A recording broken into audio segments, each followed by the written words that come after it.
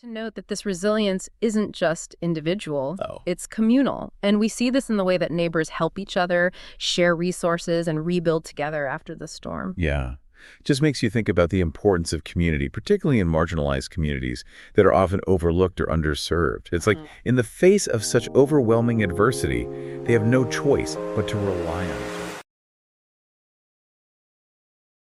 Welcome to Witter. Who Has Time to Read? The podcast that brings deep dives for busy minds.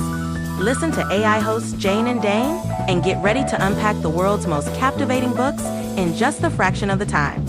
Whether commuting, working out, or just squeezing in a quick break, we deliver key insights, thought-provoking themes, and takeaways you can carry into your day. Don't forget to like, subscribe, and leave a comment. Plus, use our links in the description to purchase this book. Your support helps us bring more engaging book discussions to you. Listen and follow us wherever you get your podcasts. Who has time to read? You do, with Witter. Welcome back to Witter Deep Dives for Busy Minds.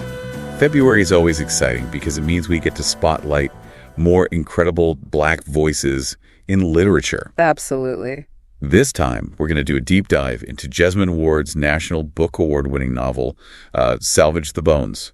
I finished this one just a few days ago. Oh, wow. And I'm still kind of reeling from it. It definitely stays with you. Yeah. It's just, Ward's writing is so visceral and powerful. It's like she just pulls you right into the family struggles in rural Mississippi just days before Hurricane Katrina hits. Right. You can feel the humidity, almost smell the decay, and that sense of desperation hanging heavy in the air. And we're talking about Salvage, a fictional town on the Mississippi Gulf Coast where poverty is a constant companion and the landscape is littered with junkyards and abandoned dreams.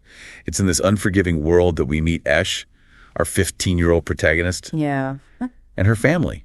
And talk about a character facing more than her fair share of challenges. Yeah, you're not kidding. Esch is pregnant, Yeah. abandoned by the boy who is responsible and just trying to navigate, being a teenager while also carving out a space for herself in a family that's grappling with loss and poverty. It's just a raw and unflinching portrayal of a reality that a lot of young Black women face. Yeah. And what struck me was how Esch finds solace in Greek mythology. Interesting. Specifically in the story of Medea.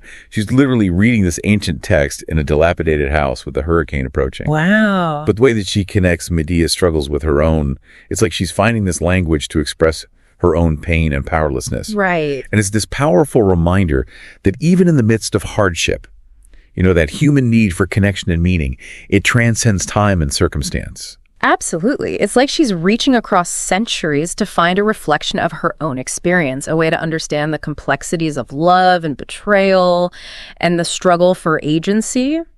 And the Medea parallel also adds this layer of depth to Esch's character. It shows us she's not just a victim of circumstance, but that she's a thoughtful young woman actively seeking ways to process her trauma and find strength. It's so brilliant how Ward kind of weaves this literary thread throughout the narrative. Yeah. And it makes you think about the enduring power of stories, how they can offer solace and guidance, even in the most challenging of circumstances. For sure. And speaking of challenging circumstances, let's talk about Esch's brother, Skida, and his unwavering devotion to his pit bull, China. Okay. Now, China's pregnant too, adding yet another layer of responsibility to this already burdened family. Right. It's a lot. Yeah. So Skida's relationship with China provides a fascinating counterpoint to Esch's storyline. Where Esch feels abandoned and isolated? Skida pours all of his love and energy into caring for China and her soon-to-be-born puppies. Yeah. It just highlights the different ways that people, particularly young Black men in challenging environments, find purpose and meaning. And Skida's devotion also just underscores the importance of connection, of having something to care for, especially when your own life feels chaotic and uncertain. Yeah, I felt that so strongly, especially considering the harsh realities that they face. It's like in this world where so much is beyond their control, Skida finds a sense of agency in caring for China. It's a powerful reminder that even in the most difficult circumstances, there's a capacity for love, responsibility, and resilience. Yeah. And speaking of resilience, let's talk about the elephant in the room, Hurricane Katrina.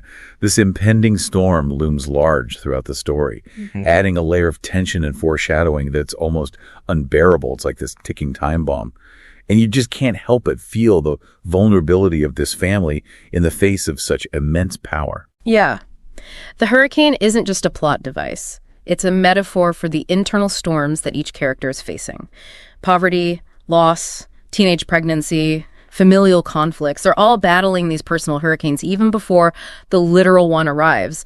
It's just a brilliant way to show how the lives of marginalized communities, particularly Black communities in the South, are often shaped by forces beyond their control. And when the hurricane hits, like, Ward's writing becomes almost poetic in its intensity. She doesn't shy away from the brutality of the storm, the way it just tears apart the landscape and exposes the fragility of their world. Oh, yeah.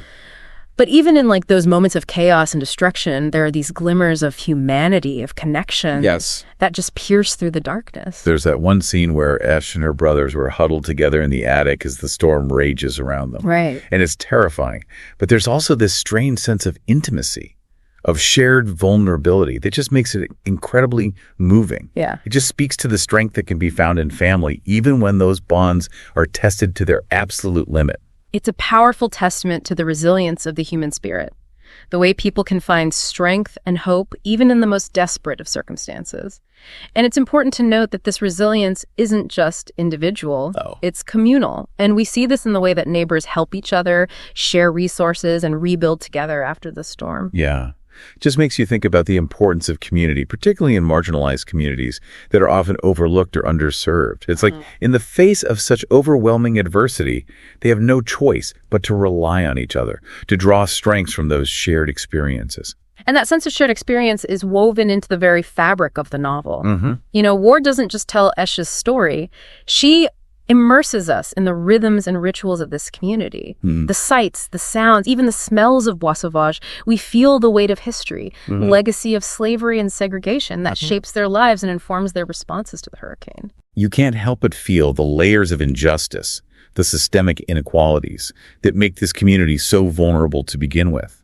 It's like the hurricane exposes those cracks in the foundation of society, those deep-seated issues that often go ignored until disaster strikes. Right. Yeah, it's a stark reminder that for many marginalized communities, natural disasters are not just about the immediate impact of the storm itself. Right. It's about the long-term consequences of poverty, discrimination, and lack of access to resources. And it's interesting how Ward connects those larger societal issues to Esch's personal journey. Yeah. Her pregnancy, for example, becomes this microcosm of the larger struggle she's facing. She's literally carrying the weight of her circumstances, the lack of options available to her, the limitations imposed by her gender and socioeconomic status. Her experience really highlights the complexities of being a young Black woman in a society where motherhood is often romanticized but rarely supported. You know, she doesn't have access to comprehensive health care, reliable birth control, or even the space to make an informed decision about her pregnancy. And that's where the Medea parallel becomes even more poignant. Right. Just like Medea, Esch is grappling with societal expectations, with the constraints imposed upon her by a patriarchal system. Yeah. She's trying to find a way to exercise her agency, to claim her own power in a world that constantly seeks to diminish her. And while Medea ultimately resorts to violence, Esch finds her own way to resist, to carve out a space for herself and her unborn child. There's this incredible scene where she's giving birth during the hurricane. Wow. And she describes it as a battle, a fight for survival. Wow. It's such a powerful metaphor for the strength and resilience of Black women, the way they've historically navigated adversity and emerged even stronger on the other side. It's like she's reclaiming the narrative of motherhood, refusing to be defined by societal expectations or the limitations imposed upon her. And speaking of reclaiming narratives, let's talk about the book's title, Salvage the Bones. Okay. It's not just about physical survival, is it? Exactly. It's about salvaging everything that gives them strength, their dignity, their love, their hope, their sense of self. It's about finding those fragments of beauty and resilience amidst the wreckage, those things that allow them to rebuild, to move forward, to create a new future for themselves. And that act of salvage, of finding those precious fragments and piecing them back together, it feels so deeply resonant with the Black experience in America. It's about overcoming generations of trauma, of systemic oppression, and finding a way to create beauty and meaning in the face of unimaginable adversity. It's about reclaiming your own story, your own identity, and refusing to be defined by the limitations imposed upon you. And it's not just about overcoming adversity. It's about like finding that strength to create something new, something beautiful out of the wreckage. You know, think about how Esch describes her father's hands. Like they're rough and calloused, but also capable of building and repairing. There's just this sense that even in the midst of poverty and destruction, there's a capacity for creation, for making something meaningful out of limited resources. I love that image of her father's hands. It's like they represent this inherent dignity and resilience, this refusal to be broken by their circumstances. And it made me think about how Salvage the Bones isn't just a story about surviving a hurricane. It's about surviving life itself, about navigating, the complexities of family, poverty, and finding your place in a world that often feels indifferent to your struggles. Exactly. And one of the most powerful ways that Ward does this is through her unflinching portrayal of poverty. It's not just about, lacking material possessions. It's about that constant struggle for survival, the feeling of being trapped in a cycle of limited choices, and the way it erodes your sense of hope and possibility. It's like the poverty is a character itself, a force that's constantly bearing down on them, shaping their decisions and limiting their options. And we see this so clearly in the way that they prepare for Hurricane Katrina. They know a major storm is coming, but they just don't have the resources to evacuate, to properly board up their home, or even just to stock up on basic supplies.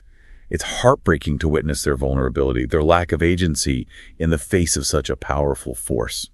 And it's important to remember that this lack of agency isn't just about individual choices. Right. It's about systemic inequalities. It's about the way that poverty and race intersect to create these cycles of disadvantage that are so difficult to break free from.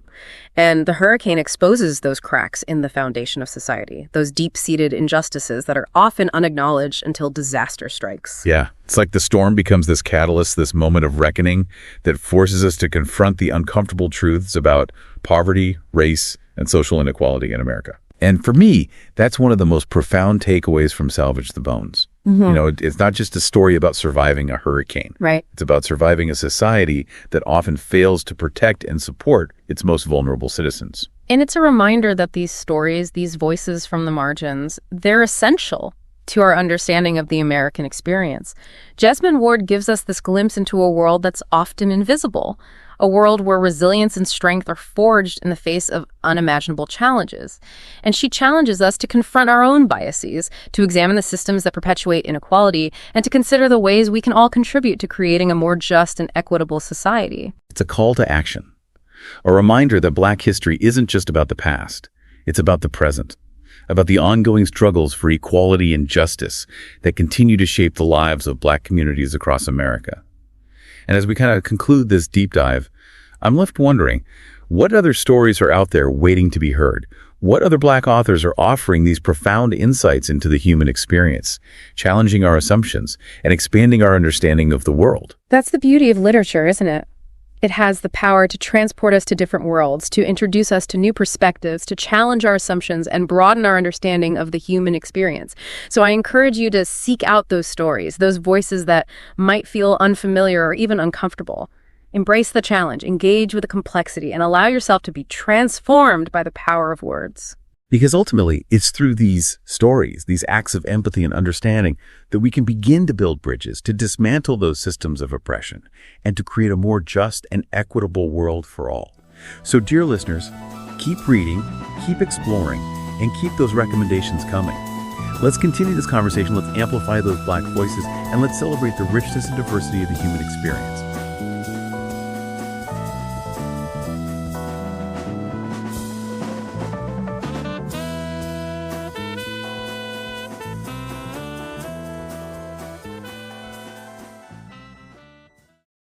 Thanks for listening to Witter, Who Has Time to Read, produced by One Media. Please support the author by purchasing the book or audiobook using the link in the description. It's a great way to help keep the art of writing alive. And stay in the loop. Subscribe to our newsletter for updates on weekly deep dives. And don't forget to share your thoughts or suggest our next deep dive at witterpodcast@gmail.com.